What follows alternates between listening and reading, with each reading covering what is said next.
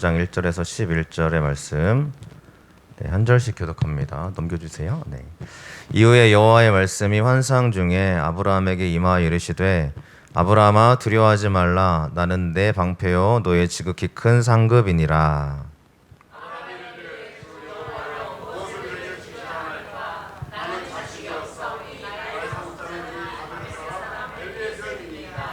아브라함이 또 이르되 주께서 내게 씨를 주지 아니하셨으니 내 집에서 길린 자가 내 상속자가 될 것이니이다.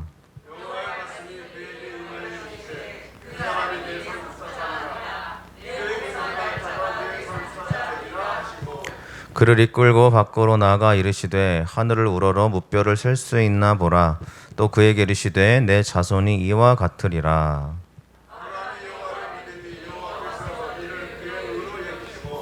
또 그에게 이르시되 나는 이 땅을 내게 주어 소유를 삼게 하려고 너를 갈대아인의 우르에서 이끌어낸 여호와니라.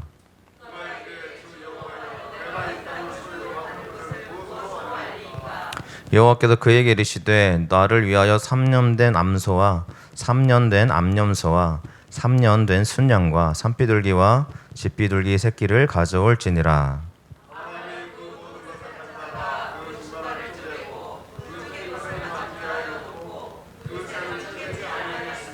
같이 봉독합니다. 설계가 그 사체 위에 내릴 때에는 아브라함이 쫓았더라. 아멘. 의심이 찾아올 때 우리에게 명하시는 것이라는 말씀으로 하나님 말씀 함께 나누도록 하겠습니다. 서로 인사하겠습니다. 하나님이 함께 하십니다. 하나님이 함께 하십니다. 하나님이 함께 하십니다. 아멘. 감사합니다. 자, 우리 아이들도 잘 들여봅시다. 알겠죠? 오늘의 말씀 의심이 찾아올 때라는 것과 우리에게 명하시는 것, 이 두 가지를 가지고 함께 은혜 나누도록 하겠습니다. 여러분들 의심이 찾아오시죠? 첫 번째는 이제 의심이 찾아올 때 하나님이 어떻게 하시냐라는 건데, 자, 우리 지난주에 전쟁에 승리하고 있는 아브라함을 봤어요. 승리했잖아요. 승리하고 또 하나님께 영광 올려드렸지 않습니까? 그러면 우리에게 찾아오는 게 행복이어야 되는데, 우리가 신앙생활을 정말 힘있게 할 때 뭐가 같이 또 찾아오냐면, 정말 우리의 마음을 무너뜨리는 일들이 찾아오게 되는 것을 종종 본다는 거예요. 이상하게. 그러니까 승리하면, 그렇죠, 내가 진짜 승리해가지고 우리 교회를 막 세워가고 막 하나님의 영광이 나타나는데, 그런 걸 가지고 정말 힘있게 더 믿음으로 가려고 하는데 꼭 뭐가 다가오냐면 이런 의심, 여기는 그냥 간단해 봐서 의심이지만 가끔은 절망이 찾아온다고요. 이럴 때 우리가 뭘 해야 되느냐라는 거예요. 오늘 말씀 15장 1절에 보면 이렇게 하나님이 어떻게 먼저 하시냐면, 여호와의 말씀이 환상 중에 아브라함에게 이르시되 라고 말씀하고 있어요. 자, 왜 제가 의심이 찾아올 때인지 조금 이따 다시 말씀을 드리겠습니다. 환상이라고 하니까 제가 환상을 좀 찾아봤어요. 이런 의미더라고요, 여러분들. 그래서 제가 이 말씀을 묵상할 때 환상 중에 찾아왔다고 하니까 이 아브라함이 정말 헛된 망상이 잠깐 보여가지고, 그죠? 환상이, 그쵸, 헛된 생각이나 공상이라고 돼 있잖아. 이게 환상이란 뜻이에요. 그러니까 성경 말씀이 환상 중에 임했다고 하니까 우리가 어떤 생각 가지고 있냐면, 아브라함이 생각 가운데 이런 생각을 했나 보다, 이렇게 생각한다고요. 그래서 우리가요, 환상 중에 하나님을 만났다 그러면 굉장히 신비롭게 봐요. 신비주의로 본다고요. 왜 환상이라고 해석하는지 전 정말 모르겠어요. 우리 특별히 한국인들에게 환상은 긍정적인 의미가 아니잖아요. 얘가 좀 그 정신적으로, 그죠? 이게 정상적일 때 환상해 보는 게 아니라고 생각해요. 또 우리가 하나님 앞에 은혜 중에 들어갈 때 환상을 봤다라고 말하는데, 그 환상을 우리 생각하기에는 개인적인 경험으로 본다고요. 물론 개인적인 경험도 맞겠지만 원래 이 환상이 어떠한 의미를 가지고 있냐면, 이 단어를 쓰는데 첫 번째는 이상이라는 뜻이고 두 번째가 환상이라는 거예요. 왜 이상이라는 걸 쓰지 않았을까? 모르겠어요. 왜 이상이라는 말을 쓰지 않고 두 번째인 환상을 선택했을까? 우리나라 성경이요. 이상은 이상적이다라고 말할 때 그 이상입니다. 이상을 또 찾아봤더니 사람이 할 수 있는 생각 중에 가장 완벽한 거 이렇게 돼 있더라고요. 그러면요, 여호와의 말씀이 이상 중에 임했다 그러면 여러분들 좀 괜찮지 않아요? 느낌이 괜찮지 않아요? 이상 중에, 그러니까 내가 할 수 있는 가장 완벽한 생각 가운데 하나님 나에게 임했다, 이렇게 해석을 했으면 얼마나 좋을까라는 생각을 해보게 되는 거예요. 그러니까 하나님의 말씀이 환상 중에 임했다 그러니까 우리는 신비로운 것들을 늘 생각합니다. 아니에요. 우리 이상 가운데 우리 정말 생각할 수 있는 가장 합당한 목적으로 하나님이 찾아오신다는 걸 믿으시기를 바랍니다. 이 마하제라는 단어를요, 영어 성경은 비전으로 해석해놨어요. 비전이 뭔지 아세요? 비전을 가져야 된다, 많이 들어보셨죠? 네, 그래서 우리가 목표, 내가 해야 될 방향성 이런 것들을 이야기하는데 영어 성경이 비전이라고 해석해 놓은 것들을 정확한 성경의 뜻을 그 영어 사전을 찾아보니까 첫 번째가 시력 눈이래요. 그럼 지금 아브라함이 하나님의 말씀이 어떻게 임했는지 좀 상상이 되시겠죠? 아브라함이 눈으로 보는 것처럼 하나님을 보고 있는 거예요. 그냥 헛된 망상에 사로잡혀 있는 게 아니라고요. 말씀 중에 아브라함이 하나님을 바라봤더니, 그죠? 이상 중에 내가 생각할 수 있는 가장 합법한 방법으로 하나님 나에게 말씀으로 임하여 주셨는데, 그게 말씀이 뭐냐면 두려워하지 말라,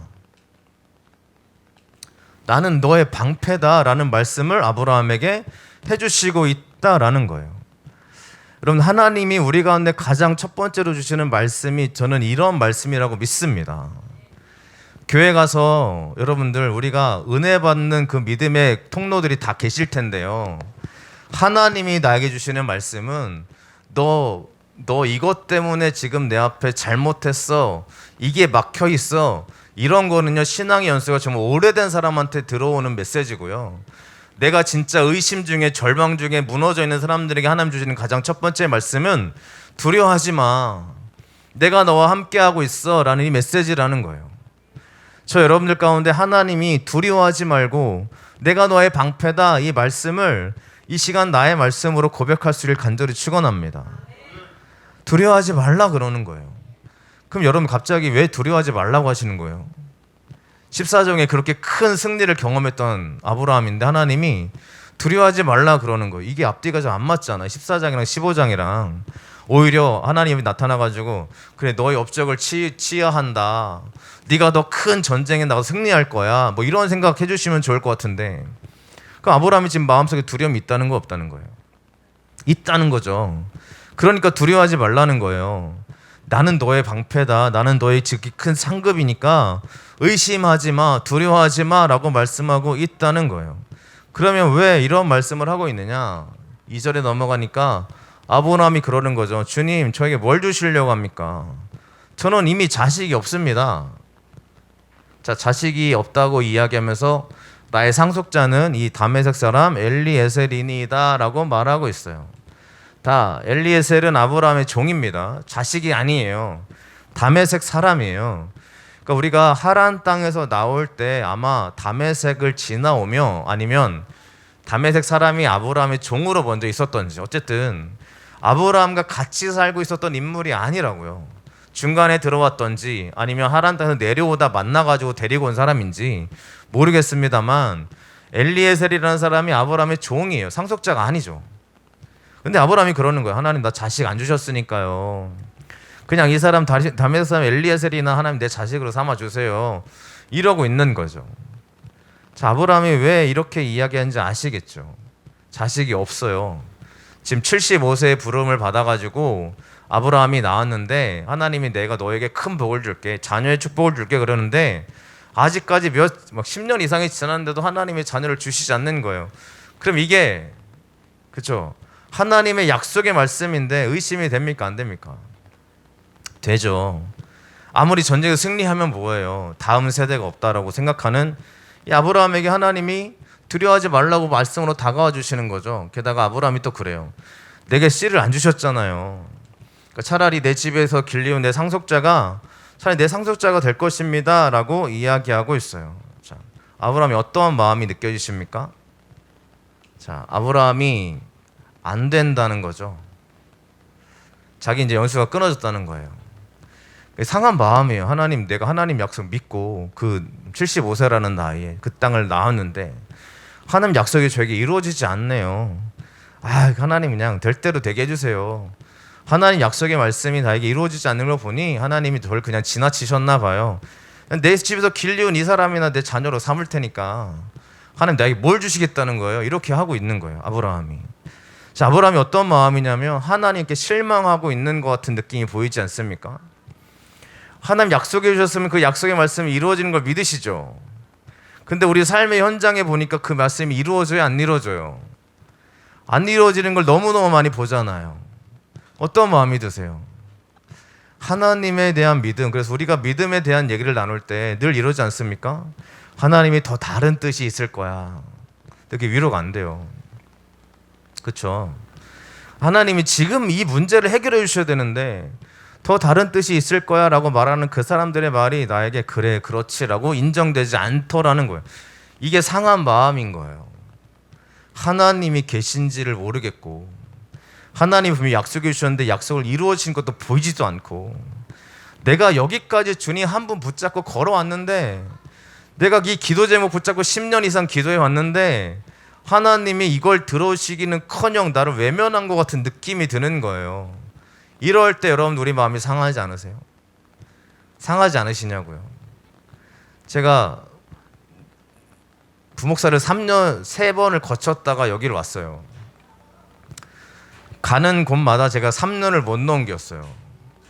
3년을 넘겼다가도 이렇게 다시 이렇게 나오게 되는 과정들이 있는데 그럴 때마다 그쵸, 뭐 많은 분들이 아시고 계시겠지만 가는 곳마다 정말 열심을 다했거든요. 제 있는 신앙은 그래 이 강단에 올라오거나 누군가를 만나거나 하나님의 은혜가 없으면 안 된다라는 믿음의 생각을 가지고 그래서 열심히 했어요. 근데 열심히 하고 나아가면 긍정적인 효과가 나타나야 되는데 그렇지 않은 걸 많이 보게 되더라는 거예요. 지나오면서 제가 무슨 생각을 하게 되어지냐면 하나님, 저는 하나님께 쓰임받지 못하는 사람인가요? 라는 생각이 들어오겠어요, 안 들어오겠어요? 들어오죠. 게다가 지나갈 때마다 나는 목회자의 소명이 없나? 뭐 이런 생각도 많이 들고요. 이게 하나님이 날 쓰실 거라는 믿음으로 시작해서 목회자는 사명 없으면 못하잖아요. 사명을 받아가 시작을 했다고요. 하나님이 함께 하실 거라는 믿음을 가지고 시작했는데 시간이 지나면 지날수록 나에게 어떤 모습들이 보이냐면 절망적인 게 보이는 거예요. 하나님 의심되는 게 보이는 거예요. 우리의 인생이 그렇잖아요. 우리 인생이요. 하나님 믿고 기도했는데 내가 하나님 의지했는데 내 마음이 점점 상해가는 거예요. 이거 어떻게 해야 돼요? 시편의 말씀은 이렇게 이야기합니다. 하나님께서 구하시는 제사는 상한 심령이라. 왜 상한 심령을 만들어 주시는지 정확하게 이유를 알 수 없지만 이 상한 건 깨트려진 심령이라고 말씀하고 있어요. 시편 51편은 다윗이 밧세바를 범하고 난 다음에 하나님 나를 제발 버리지 말아 주옵소서라고 지은 시가 시편 51편입니다. 그러니까 다윗이 지금 너무너무 상한 마음을 우리는 알 수밖에 없어요. 하나님 앞에 이미 다 무너진 마음이라고요. 깨어졌다고요. 나 같은 놈이 구원받을 수 있어? 다윗이 밧세바를 범하고 이걸 이제 깨달았어요. 내가 무슨 왕이야. 나는 이러한 죄를 심각한 죄를 범했는데 근데 이 상한 심령을 하나님이 원하시고 있다는 거예요. 다윗이 밧세바를 그렇게 범해서 넘어졌던 그런 모습이 다윗을 철저하게 깨뜨리고 하나님께 매달리고 나아갔던 그 상한 심령을 하나님이 봐주신다라는 거예요. 저 여러분들이 상한 심령 있으시잖아요. 그 상한 심령을 하나님이요 잊지 않으신대요. 분명히 기억하고 계신대요. 상한 심령을 또 하나님이 하나님께 제사 드릴 때 그 상한 심령 가지고 제사 드렸던 여러분들의 모습, 우리들의 모습을 하나님이 보고 계셨다는 거예요. 멸시하지 않으신대요. 주께서 멸시하지 아니하시리라. 멸시가 뭐냐면 무시하는 거잖아요. 하나님이 지나치지 않겠대요. 하나님이 이 통회하는 마음을 주셨다고 하는데 이 통회하다가 뉘우치다라는 것으로 개념으로 이해되지만 이 단어가요 짓눌리어 뭉개지다라는 뜻입니다. 그러니까 다윗이 마음이 짓눌러 뭉개진 거예요. 이런 순간에 하나님이 그 마음 붙잡고 제사 드리는 그 사람의 마음을 멸시하지 아니하시리라 라고 말씀하고 있다는 것입니다. 저희들이 왜 하나님 앞에 상한 심령이 있음에도 불구하고 왜 예배로 나오고 계십니까? 여기 있는 이 자리에 있는 우리 성도님들 한 사람 한 사람마다 우리 마음이 튼튼해가지고 오늘 예배 드려야지 신난다 해가지고 걸어 나오신 분들도 물론 계시겠지만 하나님 어떻게 하면 좋아요? 이게 정말 내 눈에 보이지가 않아요. 하나님 약속이 나에게 해주셨는데 내가 정말 어떻게 될지 모르겠어요 라는 심정으로 이제 나오신 분들도 있으실 거 아니에요. 하나님이 그 상한 심정 가지고 하나님께 나온 그 사람을 멸시하지 않으신다는 거예요. 의심이 찾아올 때라는 주제로 왜 제가 말씀을 드리냐면 아브라함이 의심이 가득했을 때 그런 하나님 앞에 그러는 거예요. 하나님 안 주셨잖아요. 저에게 안 해주셨잖아요. 근데 뭘 주신다고 그래요? 전 필요 없으니까 여기 있는 제 종이나 자식이나 삼아 주세요. 뭐 그렇게 해도 상관없어요. 이러고 있는데 이미 상한 마음인 거예요. 자기는. 진짜 그게 그 사람의 마음이에요? 아니잖아요. 여러분들 자녀를 키우시면 아시겠지만 자녀가 막 말을 안 들으면 야 내가 너 그러면 내가 가만히 안 둬. 그럼 진짜 가만히 안 두겠다는 거예요? 아니면 이 아이가 말을 좀 잘 들었으면 좋겠다는 거예요? 잘 들었으면 좋겠다는 거죠. 뭐 어르신 옛날에 어르신들은 막 엄하신 분들은 나가 그랬잖아요. 진짜 나가라는 거예요. 미안하다고 무릎 꿇으라는 거예요. 어머니 잘못했어요. 제가 다시 생각해 볼게요. 무릎 꿇으라는 얘기잖아요. 근데 우리는 나갔죠. 저희들은 나간 사람 많이 계실 겁니다. 네 그래요. 그러니까 아빠의 진짜 마음 그게 아닌 것처럼 우리 아브라함도 하나님 그냥 아무나 세워주세요. 이게 진짜 마음이 아니라고요. 하나님 앞에 하나님 그 약속 주셨잖아요. 왜 안 주시는 거예요? 이 상한 심정 가지고 나왔다는 거예요. 그런데 그 상한 심정을 하나님이 결코 무시하지 않은 줄로 믿습니다. 멸시하지 않으시는 거예요. 여러분들이 이곳에 올 때마다 이 상한 마음이어도 괜찮습니다. 하나님께 나올 때마다 하나님 어떻게 하면 좋겠죠? 정말 모르겠는데요. 그 심정 가지고 나오셔도 괜찮아요. 오히려 더 하나님이 기뻐하신다는 거예요.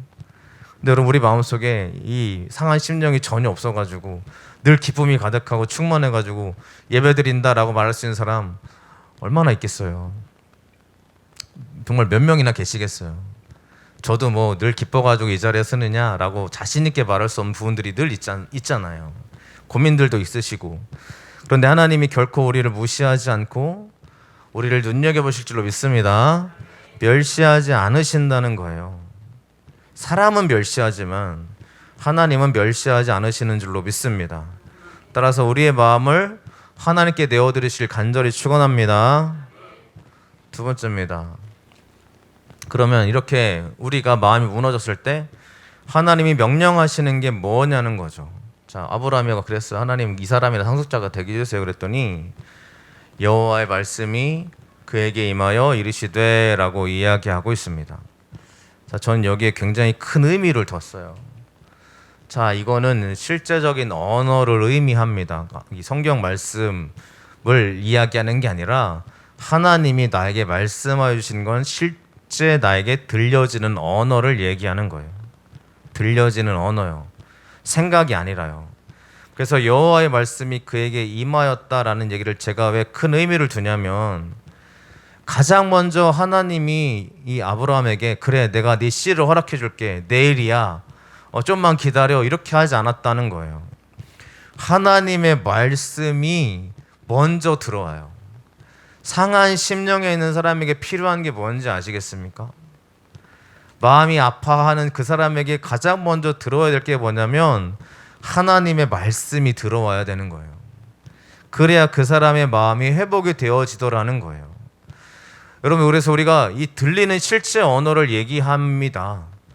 내가 그래 하나님이 날 사랑하시지. 그래 하나님 날 사랑하신다고 하셨어. 이렇게 하는 게 아니라요. 실제 하나님 앞에 나왔을 때 내가 너를 너무 사랑한다 라는 그 메시지가 내 마음으로 쑥 들어오는 거예요. 그 능력이 들어오는 거예요. 그래서 하나님의 말씀이 있는 사람은 하나님이 이상하게 그 모든 상황들 가운데 힘을 주시더라는 거예요. 이 은혜가 있으실 간절히 축원합니다. 하나님이 그러는 거죠. 네 상속자는 그 사람이 아니야. 네 몸에서 날짜가 네 상속자가 될 거야 라고 아브라함의 말씀으로 다시 확인시켜 주시는 거예요. 이거를 믿으셔야 됩니다. 하나님이 저와 여러분 가운데 다시 한번 말씀의 은혜를 주시기를 간절히 바라고요. 그 능력의 말씀이 나에게 다시 한번 확인되시기를 간절히 축원드립니다.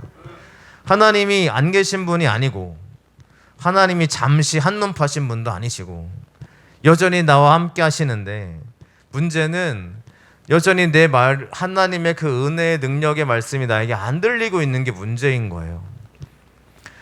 은혜가 필요합니다. 그래서 제가 이렇게 말씀을 준비하는 이유는 이 말씀을 통해서 여러분들의 마음속에 하나라도 마음에 그 말씀이 들어가시라고 준비를 하는 거예요.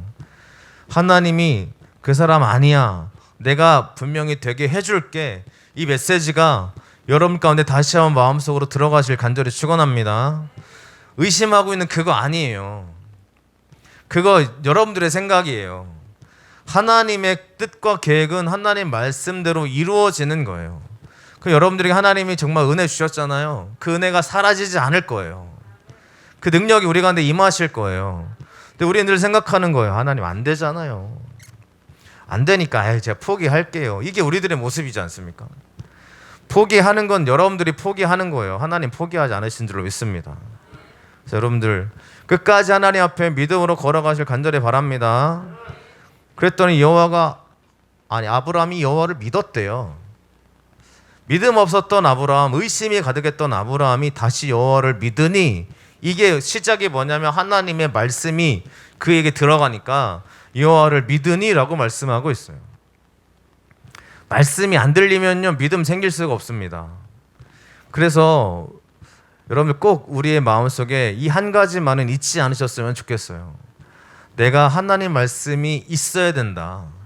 그러려면 예배에 나가서 그 말씀이 실제로 나에게 들어와야 된다 라는 믿음을 가지고 예배를 드리셨으면 좋겠습니다. 예배를 준비하는 저는요. 저는 늘 그런 마음을 가지고 있어요. 나는 전에도 말씀드렸지만 나는 예배 인도자가 아니다. 나도 예배자다 라는 마음으로 이 자리에 섭니다. 예배 인도자는 인도만 잘하면 돼요. 그죠? 막 절차에 따라서 막 거룩하고 의롭게 막 잘 인도해가지고, 이 말씀도요, 인도자는 그냥 제가 가르치면 돼요. 이렇게 하면 되지, 저렇게 하세요, 이렇게 하는 거예요.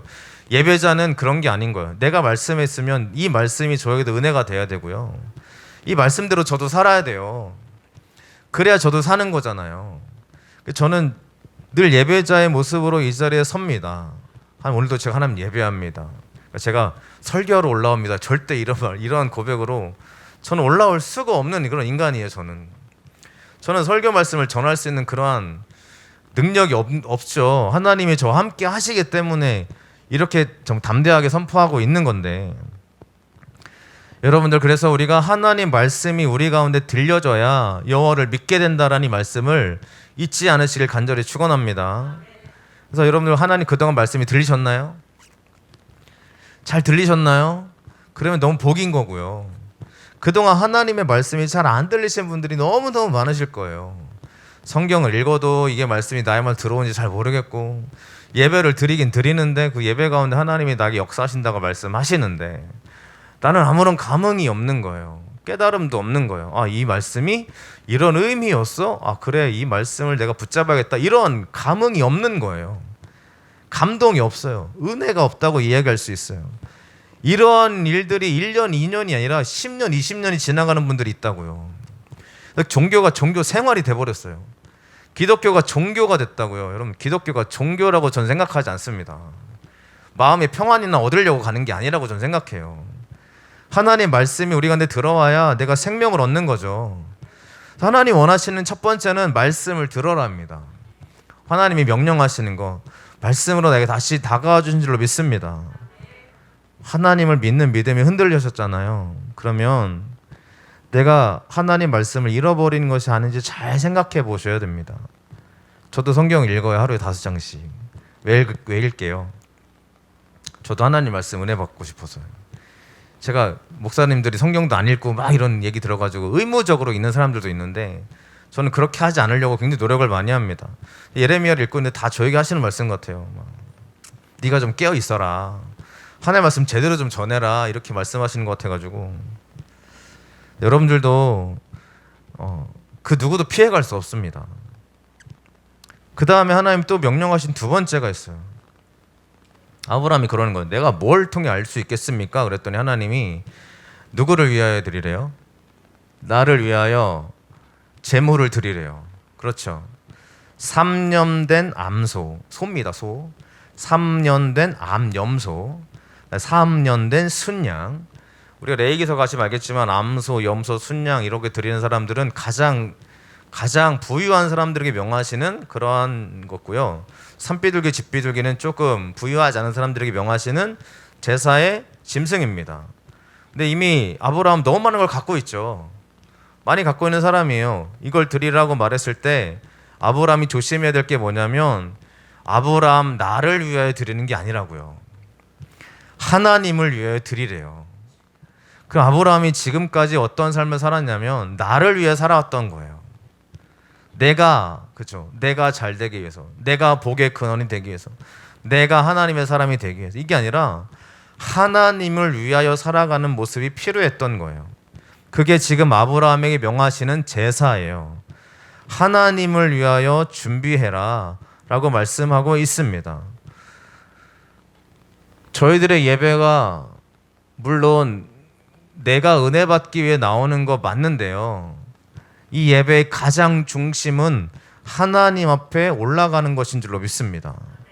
그러면 하나님을 위하여 드리는 예배인 거예요. 우리가 예물 준비하잖아요. 자, 우리가 예물을 정성스럽게 기도 제목을 써서 준비합니다. 나를 위해 드리는 게 아니라고요. 하나님을 위해 드리는 거예요. 그러니까 이 예물을 관리하는 우리 교회적인 입장에서 이 예물을 철저하게 모든 영수증이나 모든 걸 제대로 해야 되는 이유는 이게 하나님의 것이기 때문에 그렇습니다. 그래서 우리가 드려지는 모든 제사는 하나님을 위한 것임을 믿으셔야 됩니다. 이게 예배라는 거예요. 이것 좀 하나님 명령하시는 거예요. 너 이제부터 하나님을 위한 예배를 드려 라는 거예요. 우리가 하나님을 위한 예배로 나아갈 때 우리가 하나님 안에서 충만한 은혜를 누리게 될 줄로 믿습니다. 그러니까 내가 은혜가 없다라고 하는 게 아니라 하나님 앞에 내가 믿음으로 올라가는 것인 줄로 믿습니다. 그래서 아브라함이 그 모든 것들을 준비해 놓고 이제 중간을 쪼개 놓고 있는 거예요. 자, 아직까지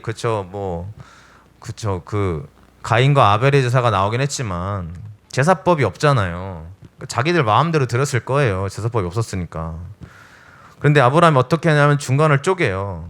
그다음에 마주 대놓고 하나님께 딱 올려놓고 있는 거예요. 쪼개려면 제사법처럼 많이 다 끄집어냈을 거예요. 내장들이나 이런 것들을. 왜 쪼개냐면 이런 의미입니다. 이거는 생명을 전제로 한 그러한 언약인데요. 딱 쪼개놓고 만약에 다른 사람과 언약을 맺을 때, 계약을 맺을 때 짐승 갖다 놓고 쪼개놓은 다음에 지금 이 약속을 당신이 틀면 당신이 쪼개질 겁니다. 이런 의미예요. 그러니까 하나님 앞에 지금 아브라함이 쪼개놓은 이유는 이제부터 내가 하나님과 언약을 의심하지 않겠습니다.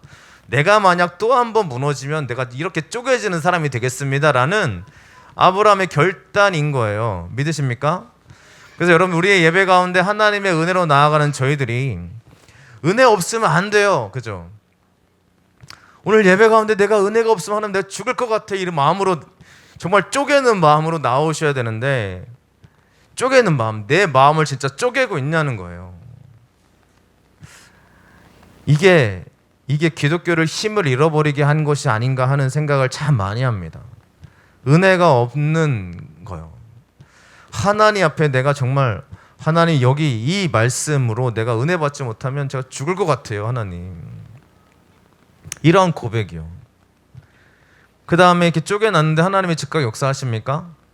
안 오세요. 나타나지 않고 있어요. 그랬더니 솔개가 찾아와요. 솔개. 아브라함이 그 솔개를 쫓았더라 그러는데 솔개가 뭐냐면 레위기서 보면 어떤 짐승으로 나옵니까? 부정한 짐승으로 나옵니다. 네, 11장 13절에 새 중에 가증이 여길 것은 이것인데 먹지도 말아야 되는데 독수리와 솔개와 물소리니라 라고 시작합니다. 이 솔개라는 짐승, 이 새는 부정한 짐승이에요. 자, 하나님 앞에 예배를 위해서 쪼개놨어요. 누가 와야 돼요? 하나님이 오셔야 돼요. 누가 온다는 거예요? 솔개가 온다는 거예요. 아, 왜 솔개가 왜 올까? 왜 하나님이 이렇게 솔개를 왜 보내셔가지고 아브라함이 쫓게 만드실까? 편안하게 가만히 있으면 될 것을. 근데 아브라함이 만약 솔개가 찾아왔을 때, 아, 역시 하나님이 안 오시네. 야, 하나님 원래 그러신 분이구나. 나 갈게요. 안녕히 계세요. 이렇게 갔으면 어떻게 됐을까요? 큰일 나죠, 그죠? 지금 아브라함 그 솔개를 쫓는 거예요. 네가 올 곳이 아니야. 여기 있는 예배의 자리는 네가 있는 곳이 아니야. 더러운 것이 있는 게 아니라 하나님의 거룩한 예배니까 너는 저리 가. 내가 쫓아버릴게 라고 얘기하고 있는 거예요. 여기에 우리 가운데 큰 메시지를 던져주고 있는 줄로 믿습니다. 하나님이 아브라함에게 의심이 찾아올 때 첫 번째는 말씀이었고 두 번째는 예배를 명하셨어요. 그러니까 말씀이 있는 사람들은 예배로 나아갈 수밖에 없는데 하나님을 믿고 나아가는 그 예배 가운데 하나님의 영광이 들어와야 되는데 꼭 뭐가 찾아오냐면 정말 세상의 더러운 욕심이 우리를 찾아와서 괴롭히고 의심이 또 들어오고 정말 하나님이 영광 가운데 나타날 이 자리에 다른 게 들어와가지고 괴롭히는 거예요. 그럼 우리 마음이 어때요? 예배했는데도 아무런 역사가 일어나지 않네. 그렇게 막 40일 기도했는데도 하나님이 한 번도 찾아오시지 않네. 그래 그냥 기도해지 뭐 기도한다고 되겠어? 이런 생각 여러분들 괴롭히지 않으세요? 이런 것도 우리가 쑥 들어오지 않습니까? 솔개가 들어온다고. 그럼 그 솔개가 우리에 들어왔을 때요, 솔개가 우리 마음에 집을 짓도록 내비둬야 돼요? 아니죠. 쫓아야죠. 쫓아내시길 간절히 축원합니다. 이런 생각이요. 솔개는 결코 하나님이 보내셨겠지만 솔개 가운데 넘어지지 않기를 바라셨을 거예요. 아브라함 시험이야. 솔개 보낼 건데 여기에 넘어지지 마. 내가 좀 널 지켜보고 있어. 이런 심정 아니었겠냐라는 거예요. 하나님 심정을 다 알 수 없지만 솔개를 쫓아내라고 보내신 거겠죠. 근데 여러분들 이게 튼튼한 마음이 아닌 사람은 안 쫓아져요. 솔개가 내 가운데 들어와가지고 절망한다고요. 이럴 때 우리가 다시 이겨낼 수 있는 방법은 똑같아요. 하나님 말씀이 들어와야 되고요. 그다음에 예배의 제단을 쌓아야 될 줄로 믿습니다. 코로나가 찾아오면서 예배가 다 무너졌어요. 그냥 저는 무너졌다고 생각해요. 무너졌는데 철저히 무너졌어요. 사람들이 어떻게 됐냐면 교회가 죽어지고 또 예배가 죽어지고 있다고 참 많이들 얘기합니다. 왜 그래요? 예배가 무너졌으니까요. 가장 중요한 예배가 사라졌는데 어떻게 우리가 일어날 수 있는 힘이 있겠어요?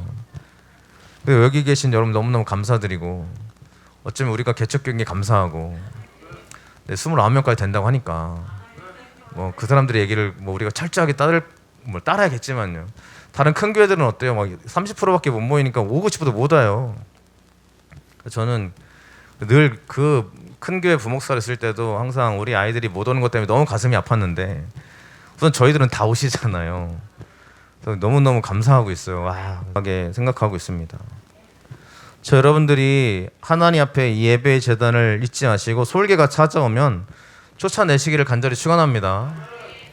해질 때 하나님 찾아오세요. 왜 해질 때일까? 해진 건 끝난 거거든요. 이 당시 이스라엘 백성들에게 해가 떨어지면 다음 날이 된 거예요. 그날은 끝난 거예요. 그러니까 아브라함이 정말 기다리는데 하나님 안 오시는 거예요. 낮에 오셔야 되는데, 그죠? 낮에 오셔야 더 좋은데. 근데 하나님 안 오시고 해가 진 다음에 아브라함이 잠들었어요. 깊은 잠에 빠졌어요. 그러니까 거의 뭐 기다리다가 또 기다리다가 안 돼가지고 잠이 든 것일 거예요. 근데 그때 하나님이 갑자기 흑암과 두려움이 그에게 임하더니 하나님이 찾아오시는 거예요. 찾아오셔가지고 메시지를 주시는 거죠. 자녀에 대한 메시지. 근데 14절의 말씀이 가장 우리가 잊지 말아야 될 메시지죠. 네. 넘어가냐? 왜 안 넘어가냐? 눌러주세요. 이렇게 400년 동안 괴롭힐 건데 이게 중요한 메시지가 아니라 다음 메시지 한번 눌러주시면, 자, 내가 징벌할 거다. 그 다음에 네 자손이 큰 재물을 이끌고 나올 거다라는 언약을 주신 다음에, 네, 배터리가 다 됐나 보다. 되나요? 되네. 네. 그 다음에 네, 해가 져서 횃불이 쪼갠 고기 사이로 지나갔대요. 성령의 불이 내려와요. 하나님의 영이 수면 위에 운행하시니라 라고 말씀하고 난 다음에 하나님에 대한 영이 거론된 불로서 임하는 성령으로 가득한 역사가 나타난 예배가 처음인 거예요. 아시겠죠? 지금 아브라함이 하나님이 다가오셔서 다 불살라가지고 올라가셨다는 얘기인데, 이거는 이제 내가 언약을 맺는 그 믿음으로 다시 고백하는 것과 하나님의 이 예배를 기뻐 받으셨음을 이야기하고 있습니다. 그러면서 아브라함에게 축복해 주는 거예요. 자손에게 주겠다. 자손의 축복을 주겠다라고 이야기합니다. 저 여러분들에게 주신 하나님의 축복이 있습니다. 은혜가 있습니다. 의심이 찾아올 때 꼭 잊지 마세요. 그 상한 심정도 괜찮은 거라고요. 그 상한 심정 가지고 하나님에 나오는 게 오히려 좋다고요. 상한 심령 때문에 하나님 멀리 않으시길 간절히 축원을 드립니다. 그럴 때 하나님 원하시는 게 다시 말씀으로 우리를 치료하실 거고, 또 우리에게 원하신 하나님의 예배의 제단을 통해서 잊어버렸던 이 은혜가 여러분의 마음속에 다시 회복되게 될 줄로 믿습니다. 이 믿음을 가지고 신앙으로 이겨내시길 간절히 축원합니다. 다시 말씀드리지만 기독교는 절대 종교가 아닙니다. 저는 그렇게 믿습니다. 생명이라고 믿습니다. 하나님이 여러분들을 분명히 살리실 거고 또 그 은혜를 회복하실 건데, 그 자리가 우리 주함께 교회가 되기를 간절히 축원합니다. 그래서 이번 예배를 통하여서 회복할 수 있길 간절히 바라고요. 조금 있으면 다음 주죠, 저녁 기도회가 시작이 됩니다.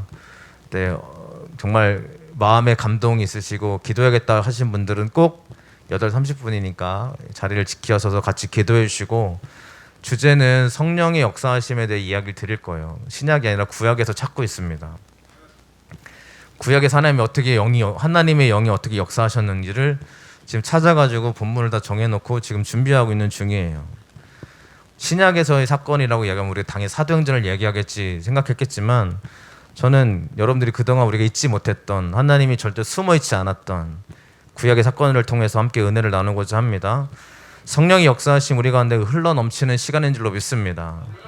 그래서 기도 제목을 적어달라 그랬어요. 뒤에 보면 중보기도 카드 간단하게 만들어놨는데 적어서 제출해 주시고, 적어오신 분은 헌금 시간 내주시면 되겠습니다. 오늘까지 못 적으신 분은 다음 주 수요일이나 또 기도 시작할 때 내주셔도 감사할 것 같습니다. 준비하시고 꼭 해주시기를 간절히 축원합니다. 기도하겠습니다. 하나님, 의심이 찾아올 때 하나님이 우리에게 명하시는 것이 있음을 함께 살펴보았습니다. 하나님, 의심이 찾아오는 게 우리들의 인생 가운데 종종 있음을 내가 고백합니다. 하나님, 그 상한 심령이 너무 힘들고 어려워서 잠시 하나님을 떠나 있었던 적도 분명히 있었습니다. 그러나 아버지 하나님, 그 상한 심령이 하나님께 나올 수 있는 우리의 통로가 되게 하여 주시고, 그럴 때마다 하나님 저에게 말씀하여 주셔서 이길 수 있는 힘을 더하여 주시오며, 또한 내가 예배의 제단을 그냥이 아니라 진정으로 쌓아서 하나님 앞에 은혜를 받고 나아가는 우리 주함께 교회 가족들 될 수 있도록 축복하여 주시옵소서. 모든 것이 하나님의 은혜임을 고백하며 우리 주 예수 그리스도의 이름으로 간절히 기도드립니다. 아멘.